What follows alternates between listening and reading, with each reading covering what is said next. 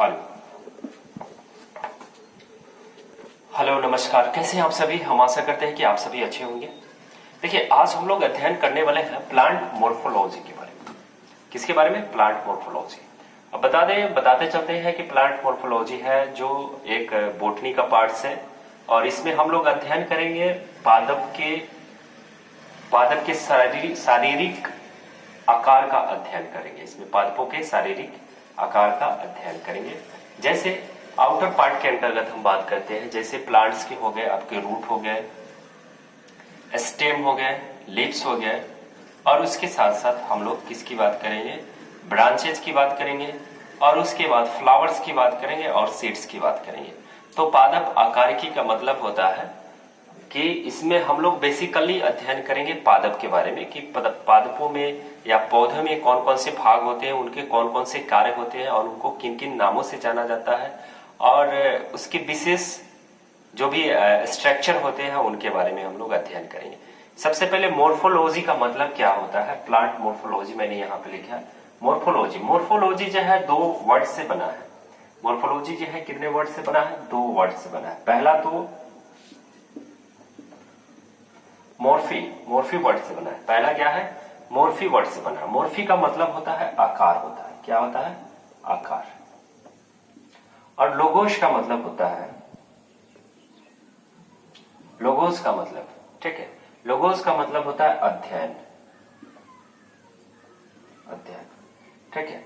और प्लांट्स का मतलब होता है पादप, यानी पादपों के आकार का अध्ययन हम लोग इसमें करेंगे। उसके शारीरिक अध्ययन करेंगे, उसके शारीरिक आकार का अध्ययन करेंगे कि पौधे में कौन कौन से पार्ट्स होते हैं। जैसे हम बेसिकली बात करते हैं कि पौधे में कौन कौन से भाग होते हैं। जड़ होता है जिसको रूट कहते हैं, इंग्लिश में रूट कहते हैं। उसके बाद क्या होता है? तना होता है। तना को हम लोग इंग्लिश में स्टेम कहते हैं, ठीक है। उसके बाद क्या होता है? इसमें लीव्स होता है। लीव्स मतलब पत्ते।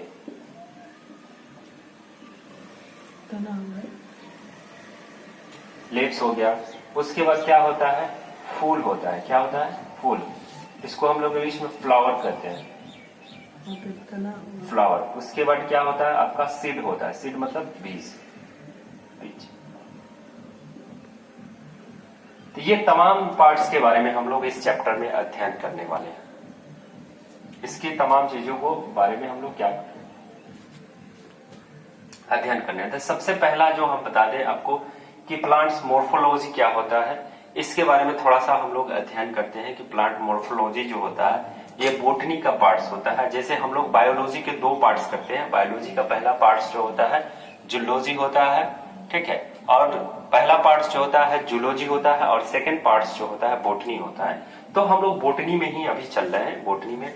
और हम लोग जूलॉजी में ढेर सारे चैप्टर को मैंने कर लिया है। अगर आप नहीं देखे हो तो यहाँ से आप मेरे वीडियोस में जाके, मेरे चैनल के वीडियोस में जाके वहां से आप देख सकते हैं, ठीक है। चलिए हम लोग मेन मुद्दा पे आते हैं। हम लोगों का मेन टॉपिक जो है, let's come on the topic. आज हम लोग चर्चा कर रहे हैं प्लांट्स मोर्फोलॉजी के बारे में, ठीक है। अब देखिए, इस प्लांट मोर्फोलॉजी का मतलब होता है कि पादपों के शारीरिक आकार का अध्ययन किया जाता है। इसके अंतर्गत पौधे के विभिन्न अंगों जैसे जड़, तना, पत्ता, पुष्प, फल, बीज आदि के रचनाओं के बारे में और इसके डेवलपमेंट, इसके विकास के बारे में हम लोग अध्ययन करते हैं। इंग्लिश में थोड़ा सा हम लिख देते हैं, टू स्टडी अबाउट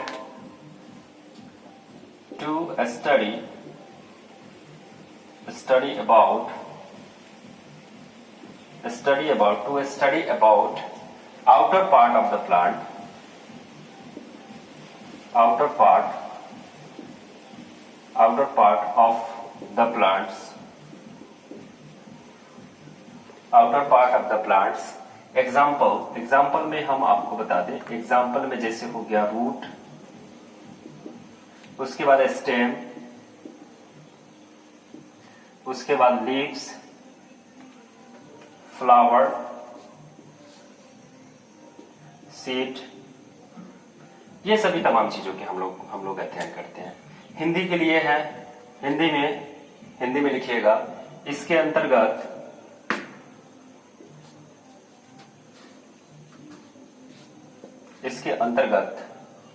पौधों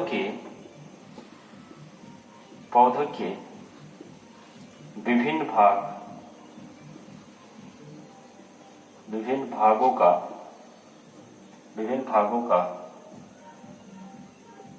अध्ययन किया जाता है, जैसे जड़, तना, फल, फूल, पत्तियां। ये सारी चीजों का हम लोग इसमें अध्ययन करने वाले हैं। ठीक है, तो सबसे पहले हम लोग किसका अध्ययन करेंगे? इसमें रूट का। सबसे पहला हम लोग क्या उठाएंगे? इसमें रूट।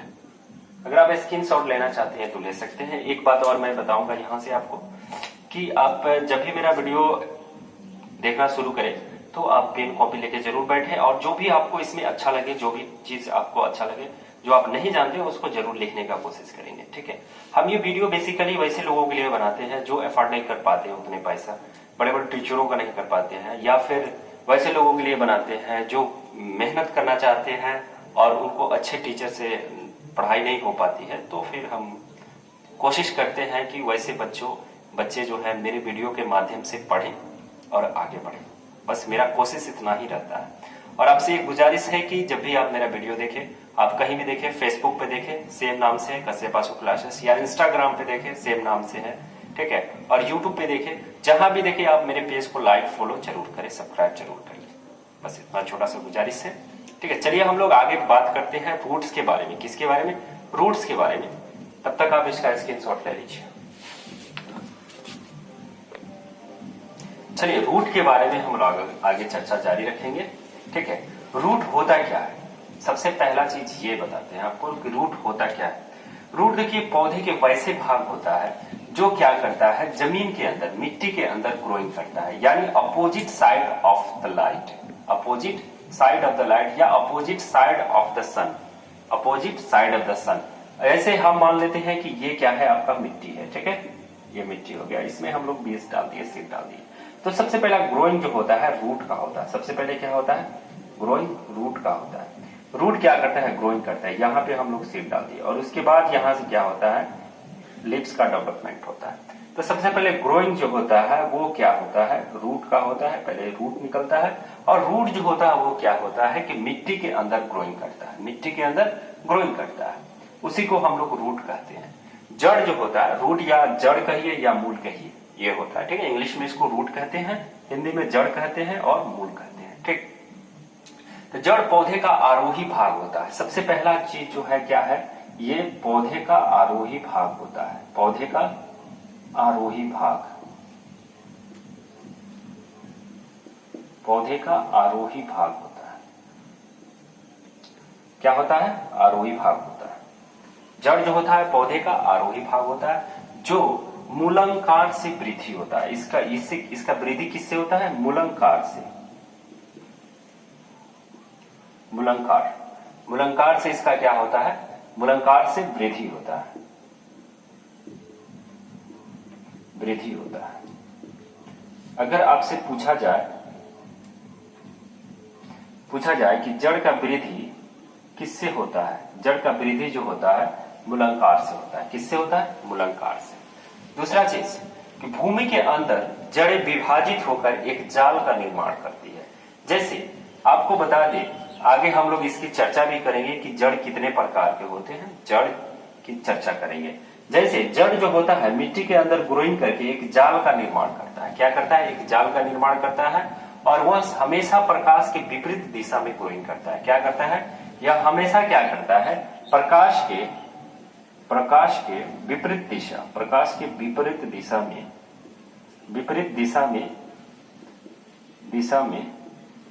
ग्रोइंग करता है। ये हमेशा कहां रहता है? प्रकाश के विपरीत दिशा में। ये हमेशा प्रकाश के विपरीत दिशा में क्या करता है? भागता है। दिशा में भागता है या ग्रोइंग करता है? भागता है। प्रकाश के सीधे विपरीत दिशा में भागता है। यह अब देखिए इसके कार्य के बारे में आगे हम लोग अध्ययन करेंगे। इसके कैरेक्टरिस्टिक, इसकी विशेषता के बारे में हम लोग अध्ययन करेंगे। अभी जो है हम लोग सिर्फ इसकी चर्चा कर रहे हैं कि ये किधर होता है, कहाँ कंसिस्ट, मतलब कहाँ पे इसको एस्टेब्लिश होता है। ये प्रकाश की क्या करता है? विपरीत दिशा में भागता है। ठीक है, और यह जल की खोज करता है। यह हमेशा क्या करता है? जल की खोज करता है। जल की खोज करना, क्या करना? जल की खोज करना, खोज करना। यह हमेशा क्या करता है? जल की खोज करता है। ठीक है, यह हमेशा क्या करता है? जल की खोज करता है। ठीक, उसके बाद यह गुरुत्व की ओर वृद्धि करता है। यह क्या करता है? गुरुत्व की ओर वृद्धि करता है। यह गुरुत्व की ओर वृद्धि करता है। गुरुत्व की ओर क्या करता है? वृद्धि करता है।